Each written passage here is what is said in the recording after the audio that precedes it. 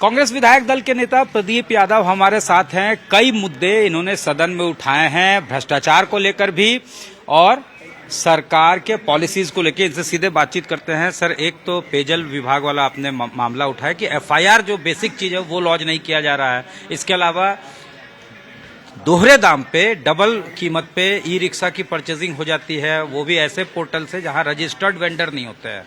साथ ही साथ कुछ अन्य मुद्दे भी आपने उठाए।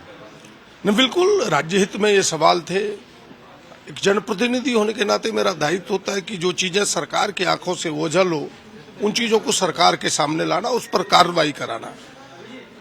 मैंने जरूर सरकार के सामने यह कहा कि उन पर एफआईआर हो, सख्त कार्रवाई हो।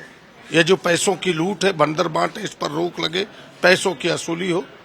सरकार ने आश्वस्त किया है कि हम एक रास्ते पर चल रहे हैं। हमने एसीबी के जिम्मे इस कार्रवाई को दिया है। दूसरा, उन्होंने कहा कि मेरी विभागीय जांच हो रही है, उस जांचोपरांत हम कठोर कार्रवाई करेंगे। हमें लगता है कि जल्द ही फलाफल रिजल्ट सामने आएगा। सर, दूसरा सवाल यह है कि ई रिक्शा वाले पे भी आपने बात की और प्लस गोड्डा से रिलेटेड आपने तमाम इश्यूज उठाए जमीन अधिग्रहण को लेकर।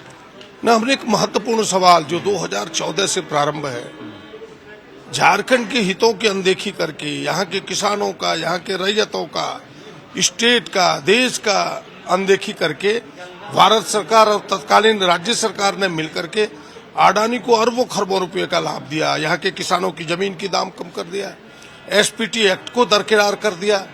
जो बिजली पॉलिसी 2012 था झारखंड को, उसको दरकिनार किया गया। यहाँ तक कि सेज के लिए ग्रुप ऑफ कंपनी को स्पेशल इकोनॉमिक जोन बनता है, इनके लिए कानून बदल करके इनको स्पेशल इकोनॉमिक जोन घोषित कर दिया। इन तमाम चीजों से अरबों रुपए का उन्हें मुनाफा। हमने कहा कि इसकी समीक्षा होनी चाहिए। वहां के स्थानीय लोगों को रोजगार नहीं मिल रहा है जिसके वादे किए थे, तो उन्होंने कहा कि मुख्य सचिव की अध्यक्षता में एक कमेटी बना के इसकी समीक्षा करेंगे। जांचोपरांत जो दोषी होंगे, चाहे कंपनी हो चाहे पदाधिकारी हो, ऐसे लोगों को दंडित करेंगे और झारखंड के लोगों को न्याय देंगे। हमसे बात करने के लिए बहुत धन्यवाद। Thank you.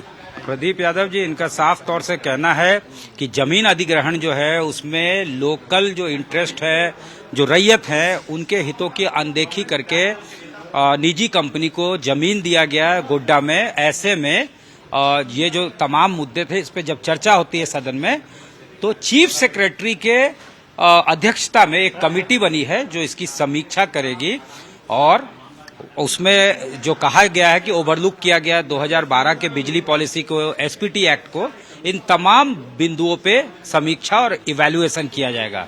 Cameraman Rakesh Tiwari के साथ सत्यजीत कुमार, रांची, आज तक।